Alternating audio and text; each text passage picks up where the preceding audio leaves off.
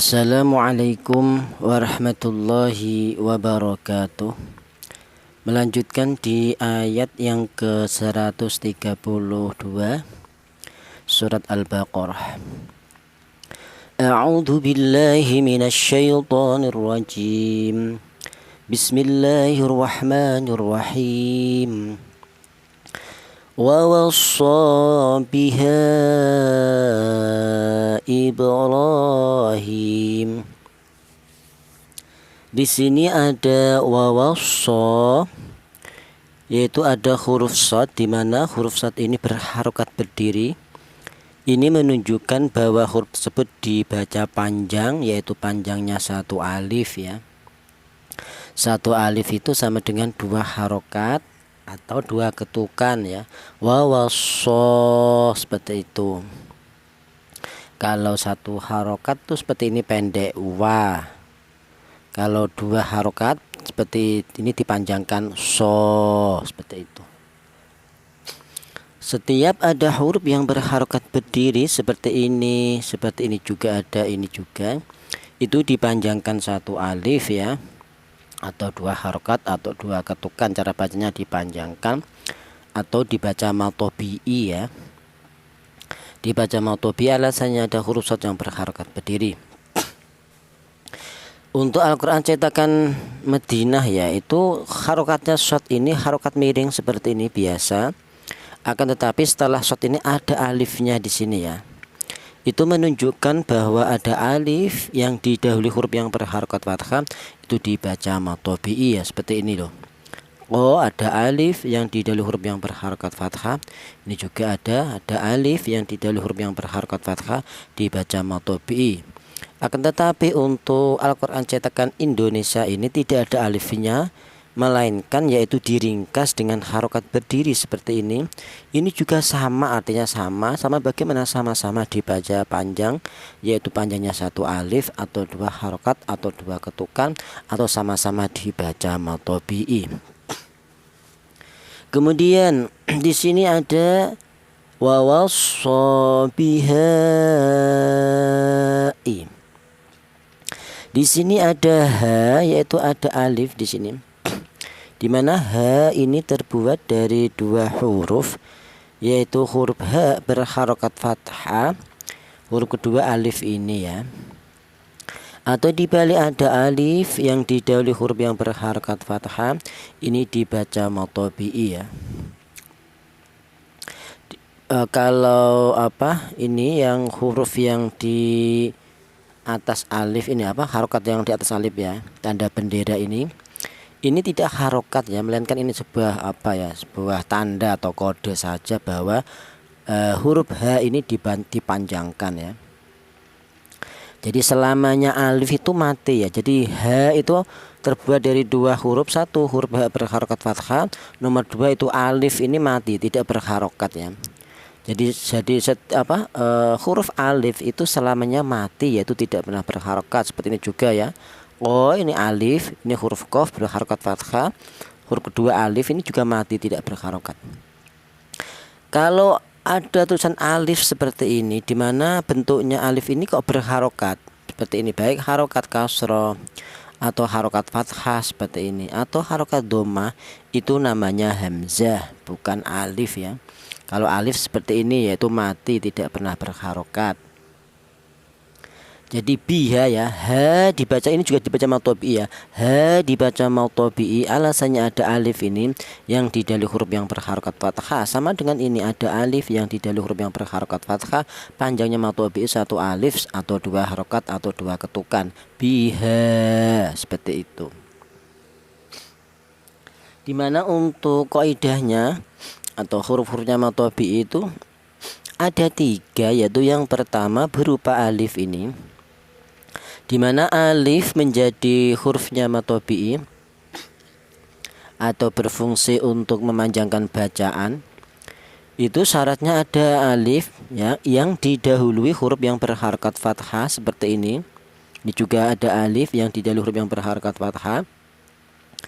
Saya ulang, hurufnya matobi'i yang pertama berupa alif, syaratnya didahului huruf yang berharokat fathah. Kemudian hurufnya matobi'i yang kedua ini berupa ya mati. Syaratnya ya ya mati ini menjadi hurufnya matobi'i, syaratnya ya tersebut didahului huruf yang berharokat kasroh. Kemudian hurufnya matobi'i yang ketiga berupa wawu mati ini. Wawu mati menjadi hurufnya matobi'i, syaratnya didahului huruf yang berharokat dhammah.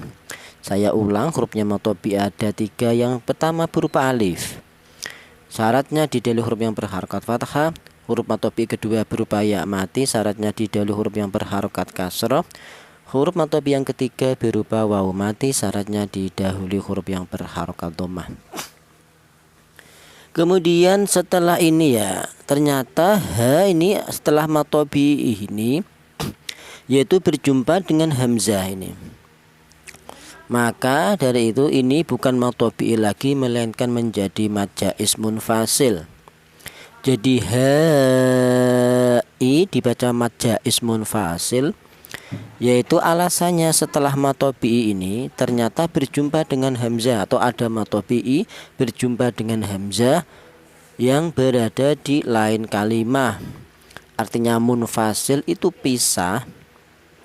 Pisah yang bagaimana? Pisah antara perjumpaannya matobi'i ini dengan hamzah itu berpisah, yaitu artinya itu berada di 2 kalimah yang berbeda, di mana matobi'inya ini masuk pada lafal biha, sementara lafal huruf hamzahnya ini masuk ke lafal Ibrahim. Lafal biha dan lafal Ibrahim ini adalah 2 kalimah yang berbeda. Nah, di dalam 2 kalimat yang berbeda ini ternyata ada perjumpaan matobi'i dengan hamzah. Maka dari itu dikatakan mad jaiz munfasil, yaitu alasannya ada matobi'i ini ha berjumpa dengan hamzah berada di lain kalimah atau berada di 2 kalimat yang berbeda. Itulah yang dikatakan mad jaiz munfasil, yaitu panjangnya 2 alif setengah atau 5 harokat atau 5 ketukan. Bihai seperti itu. Jadi mad jaiz munfasil ya, mad jaiz munfasil itu terbuat dari matobi'i dulu ya ini. Bukan hanya ini saja ya, mad wajib mutasil juga demikian. Ini juga ada loh, ini contohnya ya. Saya tarik atas ya. Ini juga terjadi, ada mad wajib mutasil ya. Jadi ini syuhada ya, da ini dibaca matobi'i. Ada alif, ini alasannya dibaca matobi'i, alasannya ada alif yang didahului huruf yang berharokat fathah. Untuk tanda benderanya ini jangan diperhatikan, jangan fokus ke tanda bendera ya. Fokusnya ini ke alif ini ya. Yaitu ada alif yang didahului huruf yang berharokat fathah, da ini dibaca matobi'i. Kemudian matobi'i ini berjumpa dengan hamzah lah ini. Akan tetapi perjumpaannya matobi'i da dengan hamzah ini yaitu terangkai di dalam 1 kalimat. Jadi syuhada ini adalah 1 kalimat. Maka dari itu di dalam 1 kalimat kok ada matobi'i berjumpa dengan hamzah, ini dinamakan mad wajib mutasil. Jadi mad wajib mutasil juga terbuat dari matobi'i dulu ini ya, da. Matobi'i berjumpa dengan hamzah, akan tetapi kalau yang ini adalah berada di 1 kalimat, itu namanya mutasil. Kalau munfasil itu perjumpaannya matobi'i ha ini dengan hamzah itu berada di 2 kalimat yang berbeda. Itu yang membedakan mad jaiz munfasil dan mad wajib mutasil. Kalau mutasil, saya ulang, perjumpaannya matobi'i dengan hamzah itu terangkai di 1 kalimat. Sementara mad jaiz munfasil perjumpaannya matobi'i ha ini dengan hamzah itu terangkai di 2 kalimat yang berbeda, di mana lafal ha ini masuk pada lafal biha, kemudian hamzah ini masuk ke lafal Ibrahim. Lah, di 2 kalimat yang berbeda ini ternyata ada perjumpaannya matobi'i dengan hamzah. Inilah yang dikatakan munfasil atau mad jaiz munfasil. Walaupun demikian ya, itu sama-sama baik mad jaiz munfasil atau mad wajib mutasil itu sama-sama terbuat dari matobi'i dulu ya. Jadi mad apapun itu terbuat dari matobi'i dulu. Dari contoh yang mad wajib itu juga terbuat dari matobi'i, mad jaiz munfasil juga terbuat dari matobi'i ya. Masailah juga demikian ini ya, lahu Ini lahu ro, ini masalah yang qasira. Rabbuhu a, ini masalah yang tawilah. Alasan setelah dhamir berjumpa dengan hamzah yang tawilah. Kalau yang qasira setelah dhamir tidak berubah hamzah. Ini juga terbuat dari matobi'i ya. Kalau mau tahu ya, itu di Al-Quran cetakan Madinah bahwa di situ ada setelah hak dhamir ya, itu ada wawunya di sini. Ini juga ada wawunya. Itu menunjukkan bahwa di situ ada wawu mati yang didahului huruf yang berharakat dhamma. Di sini juga ada wawu mati yang didahului huruf yang berharakat dhamma. Ini juga dibaca matobi'i. Ya. Akan tetapi matobi ini ternyata bertempat di hak dhamir, maka dari itu dikatakan mat selah ya.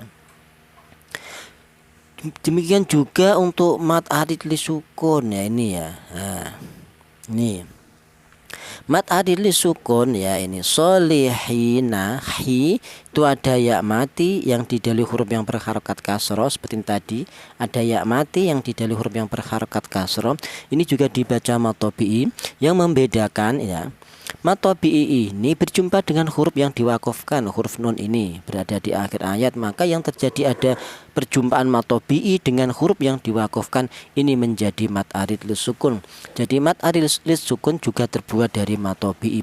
Pokoknya mat apapun itu terbuat dari matobi'i ya. Maka dari itu untuk pemula itu saya sarankan untuk mengenal bacaan matobi terlebih dahulu, karena akan ada kaitannya dengan bacaan mat-mat yang lain ya. Baik mat wajib, mat jaiz, mat arid li sukun, mat selah tadi yang tawilah, yang qasirah, mat iwat, mat tamkin, mat badal, mat lazim yang kilmi, yang harfi, baik yang mutsaqal atau yang mukhaffaf, semuanya terbuat dari matobi'i ya. Kemudian di sini ada wa wasabiha ib. Di sini ada ib, yaitu ada huruf qalqalah ini. Di mana huruf qalqalah itu ada 5. Satu yaitu huruf qaf, yaitu ta, ba, jim, dal ya. Untuk contoh kali ini itu berupa huruf ba ya. Ini ib. Apa artinya qalqalah? Qalqalah itu artinya ada suara pantulan. Kapan? Yaitu ketika ada huruf qalqalah tersebut keadaan sukun atau mati. Jadi apabila ada huruf qalqalah, di antara ini huruf ba, apabila dia berupa huruf qalqalah yang mati seperti ini, maka cara bacanya dipantulkan. Jadi syarat mutlak huruf qalqalah itu dipantulkan atau ada suara pantulan, itu syaratnya harus mati ya. Kalau huruf ba ini berharokat, itu tidak bisa dibaca qalqalah atau tidak bisa dipantulkan seperti ini ya. Huruf ba berharokat kasroh bi. Ini huruf ba berharokat fathah dibaca ba ya. Ini berharokat dhamma dibaca bu. Ini biasa, tidak bisa dipantulkan. Lain kalau huruf qalqalah itu mati, huruf ba ini mati, dibaca qalqalah itu ada suara pantulan. Contohnya ib, nah, dipantulkan ib, itu namanya qalqalah. Jadi saya ulang, qalqalah itu artinya ada suara pantulan. Kapan? Ketika dia berupa huruf qalqalah yang mati ya. Kalau matinya asli seperti ini, itu dinamakan qalqalah sughra. Kalau matinya huruf qalqalah disebabkan karena waqaf, itu dinamakan qalqalah kubra ya. Kemudian ibu cara bacaan dipantulkan. Untuk seputar qalqalah ya, baik yang qalqalah sughra dan qalqalah kubra, itu sudah kami bahas di episode ke-25 ke-23 beserta contoh-contohnya ya. Kemudian Ibrahim, di sini ada huruf ra dan huruf ha ini sama-sama berharokat berdiri. Ini menunjukkan bahwa huruf tersebut dibaca panjang, yaitu panjangnya 1 alif atau 2 harokat atau 2 ketukan. Ibro, yang ini juga hi, seperti itu ya. Ini boleh juga dibaca matobi'i ya. Kalau matobi'i yang untuk Al-Quran cetakan Indonesia ini cukup huruf ra berharokat berdiri. Harokat berdiri boleh seperti itu. Yang ini juga ada huruf ha berharokat berdiri, dibaca matobi juga boleh. Tapi sebenarnya kalau yang di Al-Qur'an cetakan Madinah di situ harokatnya bukan berdiri melainkan miring biasa seperti ini. Akan tetapi setelah ro ini ada alifnya di sini, itu menunjukkan bahwa ada alif yang didahului huruf yang berharokat fathah. Jadi setiap ada harokat berdiri itu di statusnya itu situ ada huruf matnya, di situ ada huruf mat tabi'inya ya. Kalau fathah berarti di situ ada alifnya. Kalau kasroh berarti di situ ada ya matinya. Ya. Kemudian ya ini sama panjangnya yaitu 2 ketukan ya. Iblo yang ini hi ya dibaca mat tabi'in. Kemudian di sana ada Ibrahimu bay. Ya ini ya matobi juga ya. Ibrahimu banihi ya. Ni juga matobi, ini ada ya mati. Di mana ya mati ini didahului huruf yang berharokat kasroh, ini juga dibaca matobi ya. Saya ulang, hurufnya matobi itu ada 3. Yang pertama ada alif, ini syaratnya alif menjadi matobi, syaratnya didahului huruf yang berharokat fathah. Huruf matobi yang kedua berupa ya mati, syaratnya didahului huruf yang berharokat kasroh. Huruf matobi yang ketiga berupa wawu mati, syaratnya didahului huruf yang berharokat dhammah. Panjangnya matobi itu 1 alif atau 2 harokat atau 2 ketukan. Bani ya, ni, yang ini mu, yang ini ha, seperti itu. Kemudian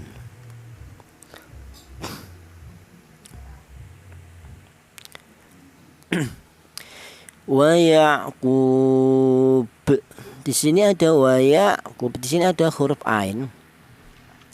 Di mana huruf ain ini termasuk huruf halak, yaitu huruf halak itu huruf-huruf yang keluar dari tenggorokan, atau yang terkenal itu huruf idhar, yaitu hamzah, ha, kha, ain, ghin. Itu semuanya huruf idhar.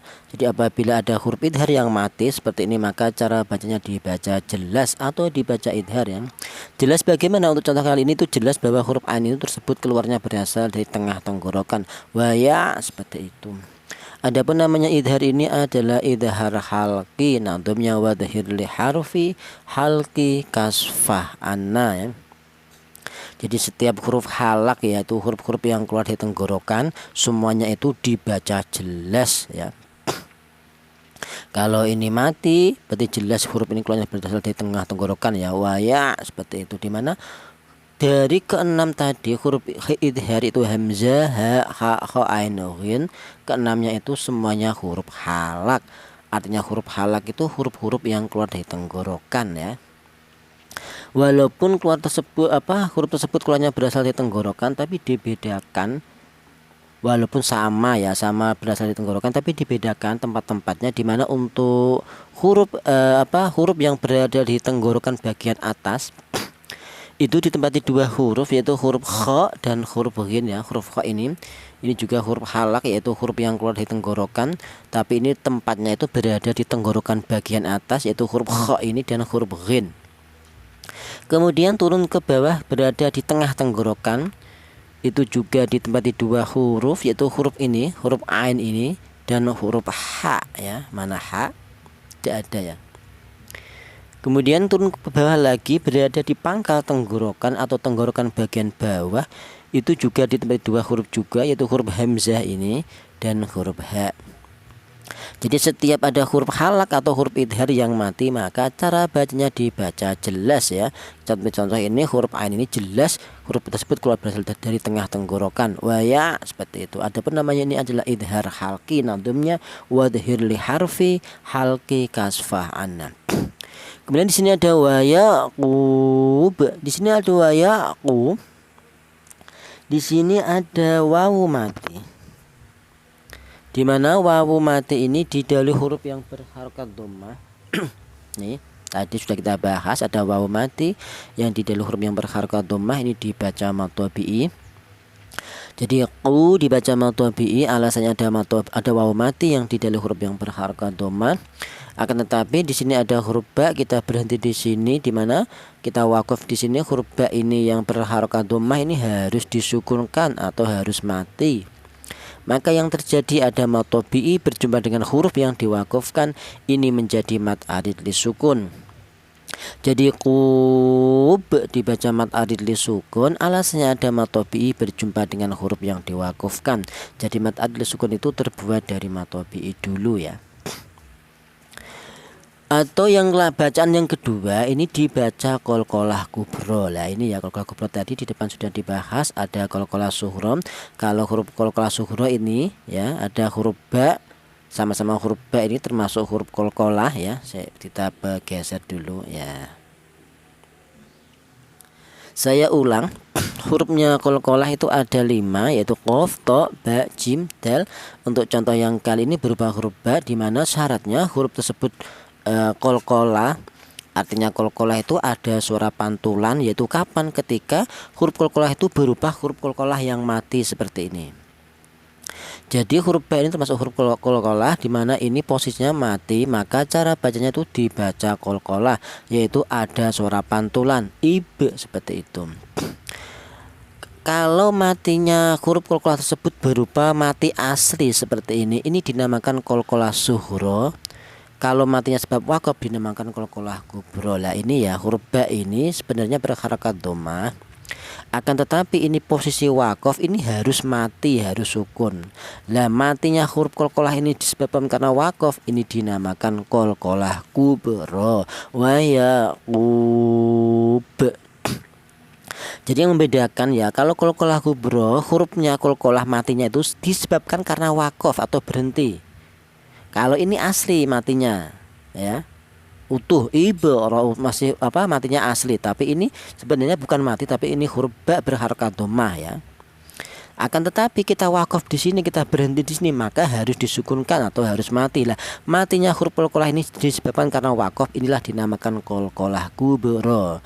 Cara bacanya dipantulkan wa yaqub. Jadi qub ini ada dua bacaan. Yang pertama tadi ada mat adid sukun, alasannya ada mat tabi'i berjumpa dengan huruf yang diwakafkan. Bacaan yang kedua ada qalqalah kubro, alasannya ada huruf qalqalah yang mati disebabkan karena wakaf ya. Kalau ini kita baca langsung ya, kalau nafasnya kuat, selebihnya alangkah baiknya wasol. Kalau ini wasol tidak wakaf, ini tidak ada qalqalahnya. Jadi cara bacanya tidak ada suara pantulan wa yaquba wa yaqubu ya baniya, seperti itu. Tidak ada pantulan. Tapi kalau kita berhenti di sini dipantulkan wa yaqub, seperti itu. Kemudian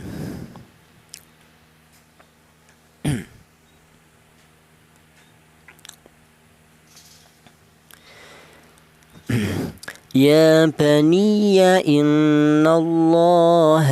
Di sini ada ya, yaitu ada huruf ya berharakat berdiri. Ini dibaca panjang lagi, yaitu dibaca mat tabi'i. Panjangnya yaitu 1 alif atau 2 harokat atau 2 ketukan ya, seperti itu. Alasannya boleh ya berharokat boleh, atau alasannya ada alif yang di dalam huruf yang berharokat juga boleh. Kalau itu yang ada alifnya itu di Al-Quran cetakan Madinah, di sini ada alifnya, akan tetapi hurufnya ini berharokat miring biasa seperti ini. Itu menunjukkan bahwa ada alif yang di dalam huruf yang berharokat fathah itu dibaca panjang atau dibaca mat tabi'i. Kalau di Al-Quran cetakan Indonesia ini tidak ada alifnya, akan tetapi huruf ya-nya ini diberi harokat berdiri. Ini juga menunjukkan bahwa dibaca panjang atau dibaca mat tabi'i. Panjangnya yaitu 1 alif atau 2 harokat atau 2 ketukan ya, seperti itu. Kemudian ya baniya, di sini ada ya bertasdid ya. Di mana ya bertasdid ini didahului huruf yang berharokat kasroh, ini dibaca nabr. Apa artinya nabr ya? Nabr itu artinya menekan suara sedikit lebih tinggi. Jadi cara bacanya ini ditekan ya. Ya baniya, niya itu seperti itu. Dimana untuk sebentar nabr itu sudah kami bahas di episode ke-22, yaitu untuk nabr itu ada di 6 posisi ya. Di antaranya ini yaitu berupa ya yang bertasdid yang di dalam huruf yang berharokat kasroh atau fathah ya. Fathah itu contohnya sayyarota. Kalau ya bertasdid di dalam huruf yang berharokat kasroh, contohnya ini ya baniya ini. Atau di surat Al-Fatihah ya, iya karena butuh wa iya itu ya, karena stain itu juga ada.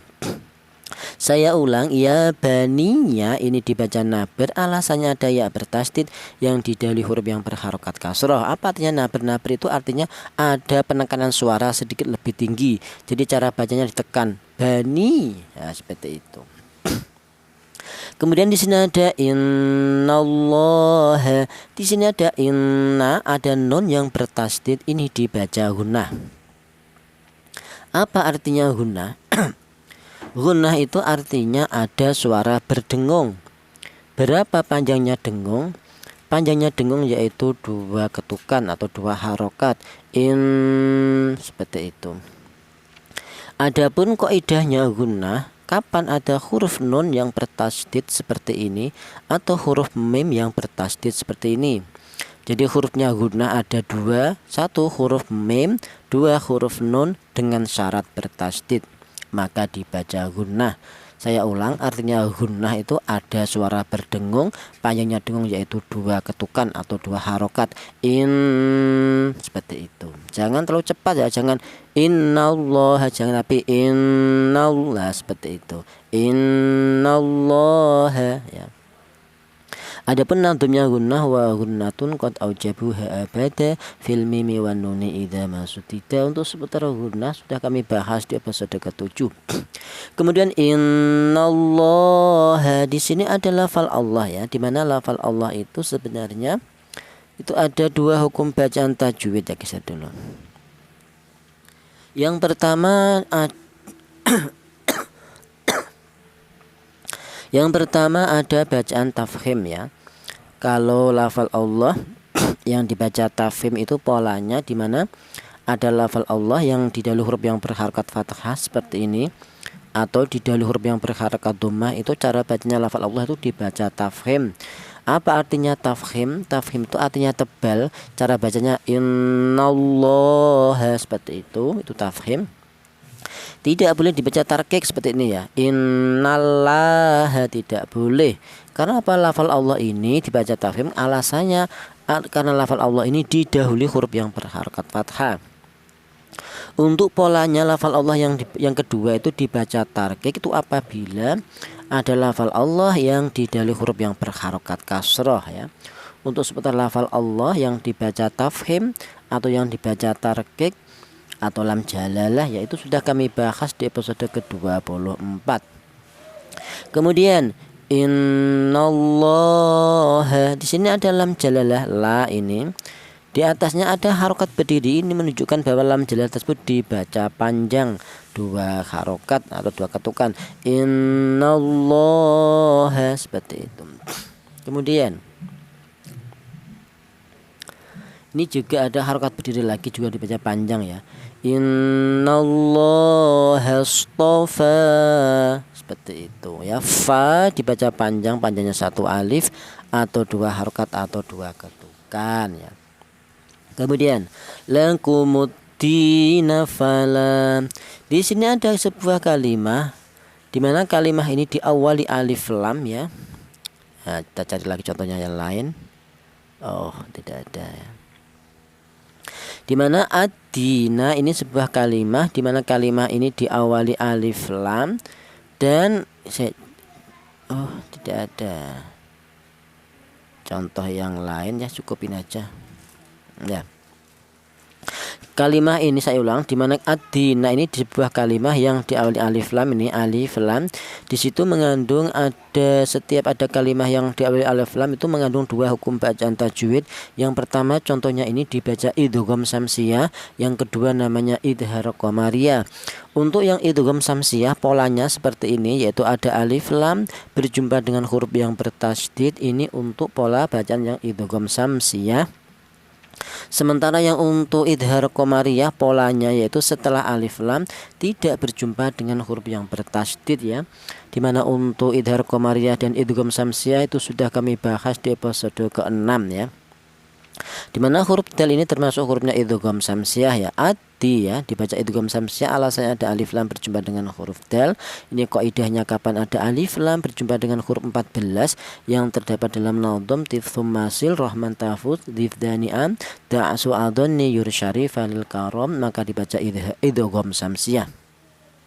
Kemudian di sini ada lakumut di, yaitu ada ya mati ini, di mana ya mati ini didahului huruf yang berharokat kasroh, ini dibaca matobi'i, panjangnya yaitu 1 alif atau 2 harokat atau 2 ketukan. Di, ini juga ada matobi'i la, ini juga matobi'i mu ya. Kalau yang la ini ada alif ya, ini didahului huruf yang berharokat fathah, di mana la ini terbuat dari 2 huruf, yaitu huruf lam berharokat fathah, huruf kedua alif ini. Atau dibalik ada alif yang didahului huruf yang berharokat fathah dibaca matobi'i. Ini juga matobi'i yang berupa wawu, ini kumpul ya. Hurufnya matobi'i ada 3 kumpul ini ya. Ini huruf matobi'i wawu, dibaca mu dibaca matobi'i, alasannya ada wawu mati didahului huruf yang berharokat dhammah dibaca matobi'i ya. Hurufnya matobi'i ada 3 ini, ada ya mati, syaratnya didahului huruf yang berharokat kasrah. Yang ada berikutnya ada alif didahului huruf yang berharokat fathah. Yang ketiga ada wawu mati yang didahului huruf yang berharokat dhammah. Ini lengkap, ada alif, ada wawu mati, ada ya mati ya. Kalau alif tidak usah alif mati, tidak usah. Tapi kalau wawu harus mati. Begitu pula ya juga harus mati, kalau hidup tidak bisa ya. Kalau alif memang sudah mati, karena Pak alif itu selamanya mati, tidak pernah berharokat ya. Kalau ada alif berharokat seperti ini namanya hamzah. Jadi cukup, tidak perlu alif mati didahului huruf yang berharokat fathah, tidak usah. Jadi la dibaca matobi'i, alasannya ada alif yang didahului huruf yang berharokat fathah. Kalau wawu mati harus mati didahului huruf yang berharokat dhammah, sebagai matobi'i harus berupa wawu mati. Kalau wawunya berharokat tidak bisa dibaca matobi'i. Ini juga kalau ya-nya hidup berharokat tidak bisa dibaca matobi'i. Jadi syaratnya kalau wawu dan ya memang harus mati. Kemudian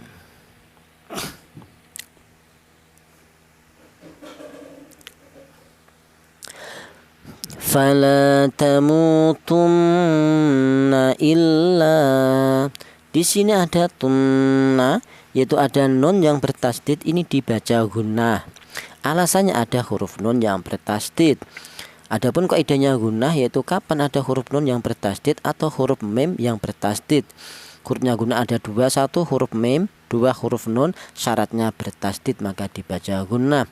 Artinya gunnah itu ada suara berdengung, panjangnya dengung yaitu 2 harokat atau 2 ketukan.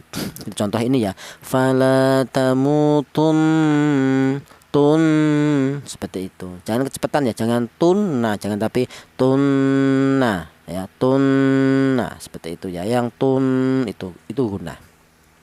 Kemudian di sini ada illa, di sini ada la, yaitu ada huruf lam berharokat fathah, kemudian ada alifnya sama ini ya. Dibaca matobi'i, la dibaca matobi'i, alasannya ada alif yang didahului huruf yang berharokat fathah dibaca matobi'i, panjangnya 1 alif atau 2 harokat atau 2 ketukan. Illa, seperti itu. Kita geser dulu. Illa, oh ini. Wa antum muslimun. Di sini ada wa antu, ini ada non mati, di mana non mati ini berjumpa dengan huruf ta, ini dibaca ikhfa. Apa artinya ikhfa? Ikhfa itu artinya samar. Cara bacanya non mati ini disamarkan. Wa antu, seperti itu. Tidak boleh non mati ini dibaca idhar. Apa artinya idhar? Idhar itu artinya jelas, tidak boleh dibaca wa antu, tidak boleh. Karena apa? Karena ta ini termasuk hurufnya ikhfa. Jadi apabila ada nun mati berjumpa dengan huruf ta, maka nun matinya ini dibaca ikhfa, atau nun matinya ini cara bacanya disamarkan. Wa antu, seperti itu. Adapun untuk seputar ikhfa ya, pembagian ikhfa itu sudah kami bahas di episode ke-14, di mana ikhfa itu dibagi 3 ya. Dimana ikhfa itu mengandung 2 bacaan, yaitu ada bacaan samarnya, juga ada bacaan dengungnya, itu ikhfa. Jadi saya ulang, di dalam ikhfa itu ada bacaan samar, juga ada bacaan dengung. Akan tetapi dibagi 3, yaitu yang pertama ada namanya ikhfa a'la ya. Ikhfa a'la itu apa artinya a'la? A'la itu artinya tinggi. Tinggi yang bagaimana? Tingkat kesamarannya lebih tinggi dibanding dengungnya. Jadi ada bacaan samar, juga ada bacaan dengung, itu ikhfa. Kalau a'la itu adalah tingkat kesamarannya lebih tinggi, jadi samarnya lebih dominan daripada dengungnya, itu untuk ikhfa a'la. Hurufnya ada 3, yaitu huruf to, dal, ta seperti ini. Apabila ada nun mati berjumpa dengan huruf ta ini dibaca ikhfa, ikhfanya ikhfa a'la. Cara bacanya disamarkan, yang lebih tinggi samar ya. Wa antu seperti itu. Tidak boleh dengungnya yang lebih dominan, tidak boleh seperti contoh wa angtu, tidak boleh. Karena apa? Karena ini ifanya ifa a'la, artinya a'la itu tingkat kesamarannya lebih dominan daripada dengungnya, itu ifa a'la ya. Atau nama lain ifa a'la itu ifa akrob. Apa artinya akrob? Akrob itu artinya dekat. Dekat bagaimana? Dekat itu dipandang dari segi makhorijul hurufnya, dimana huruf ini ya, huruf nun ini itu keluarnya huruf berasal dari ujung lidah menyentuh langit-langit mulut, kemudian berjumpa dengan huruf ta ini berada di huruf to delta ini berada di ujung lidah menyentuh pangkal gigi seri atas ya. Dari langit-langit mulut huruf nun ke pangkal gigi seri atas huruf ta ini sangat berdekatan ya, tetangganya persis, maka dari itu dikatakan akrob, yaitu ifanya keluarnya huruf ini sama-sama berdekatan, itu dinamakan akrob. Yang kedua namanya ifa adna ya. Kalau ifa adna itu artinya rendah. Rendah yang bagaimana? Rendah itu dipandang segi tingkat kesamarannya rendah. Justru yang lebih dominan adalah tingkat dengungnya. Jadi ifa adna itu dengung lebih dominan daripada samarnya. Kebalikannya ifa a'la ini. Ifa adna itu hurufnya ada 2, yaitu huruf qaf dan huruf kaf. Jadi apabila ada nun mati berjumpa dengan huruf qaf atau huruf kaf, itu ifanya ifa adna, yaitu dengung lebih dominan daripada samarnya. Bunyi vokalnya ng, ang. Yang kayak seperti ini apabila ada nun mati ya, mingko ya, seperti itu. Dengung yang lebih dominan. Saya ulang, ifa adna itu dengungnya lebih dominan daripada samarnya. Atau nama lain ifa adna itu ifa ab'ad ya, ifa yang jauh. Yang jauh yang bagaimana? Itu dipandang dari segi makhorijul hurufnya atau keluarnya huruf, di mana huruf nun tadi ini itu berada di ujung lidah menyentuh langit-langit mulut. Bila berjumpa dengan huruf qaf ini dan atau huruf kaf itu berada di pangkal lidah ya. Pangkal lidah itu lidah bagian belakang ya. Dari langit-langit mulut ke pangkal lidah ini sangat jauh sekali ya. Maka dari itu dikatakan ikhfa ab'ad, ikhfa yang jauh. Yang nomor 3 ada namanya ikhfa awsat ya. Ikhfa awsat itu artinya, awsat itu pertengahan, dimana dia cara bacanya dia tidak terlalu dengung juga tidak terlalu dekat, itu tidak terlalu dengung dan tidak terlalu samar ya. Untuk ikhfa awsat dipandang dari segi makhorijul hurufnya, dia juga tidak terlalu jauh, juga tidak terlalu dekat. Itu namanya ifa awsat ya. Untuk seputar pembagian ifa ini, yang ada 3 ini tadi ada ifa a'la atau ifa akrob, yang nomor 2 ada ifa adna atau ifa ab'ad, yang nomor 3 ada ifa awsat. Itu sudah kami bahas di pembagian ifa di episode ke-14 beserta contoh-contohnya ya. Kemudian di sini ada wa antumu, di sini ada mim mati, di mana mim mati ini berjumpa dengan huruf mim ini dibaca idgham misli ya, atau idgham mimi atau idgham mutamatsilain ya. Boleh ya. Perbedaan antara idgham ada yang mengatakan idgham misli, ada yang mengatakan idgham mimi, ada yang mengatakan idgham mutamatsilain ya. Pokoknya kaidahnya kapan ada 2 huruf yang sama yang depan mati maka dibaca idgham misli ya, atau idgham mutamatsilain. Nadumnya ini idgham kulli sakinin qad wajaba fi mislihi ka qaulihi idzahaba. Kaidahnya saya ulang, kapan ada 2 huruf yang sama ini, tentunya sama sifat dan sama makhrajnya. Apabila ada 2 huruf yang sama yang depan mati maka dibaca idgham misli atau idgham mutamatsilain. Kemudian di sini ada wa antumu. Di sini ada mim bertasdid ini dibaca dengung. Jadi di samping idgham juga ada dengungnya di sini ya, 2 ketukan. Wa antumu seperti itu. Itu namanya gunnah. Alasannya ada huruf mim yang bertasdid. Kemudian muslimun. Di sini ada mu, yaitu ada wawu mati. Di mana wawu mati ini didahului huruf yang berharokat dhammah ini dibaca matobi mu. Kemudian matobi ini berjumpa dengan huruf nun, di mana huruf nun ini berada di akhir ayat. Kita wakaf di sini, kita berhenti di sini, maka huruf nun ini harus disukunkan atau harus mati. Kenapa? Karena wakaf. Maka yang terjadi di sini ada matobi berjumpa dengan huruf yang diwakafkan. Ini menjadi mat arid li sukun. Jadi mun dibaca mat arid disukun, alasannya ada matobi berjumpa dengan huruf yang diwakafkan. Nadumnya ini wa iyakun qad arada sukunu waqfan fa'aridun kanasta'inu ya. Kalau sudah menjadi mat arid sukun ini itu mempunyai 3 wajah bacaan, yaitu yang pertama ini boleh dibaca tul. Artinya tul itu panjang, panjangnya yaitu 3 alif atau 6 harokat atau 6 ketukan. Seperti contoh muslimun, seperti itu. Atau boleh wajah kedua dibaca tawasud, itu artinya sedang, yaitu 2 alif atau 4 harokat atau 4 ketukan ya. Seperti contoh muslimun. Atau wajah yang ketiga boleh dibaca qasar, artinya pendek, yaitu 1 alif atau 2 harokat atau 2 ketukan. Seperti matobi juga boleh, seperti contoh muslimun, seperti itu.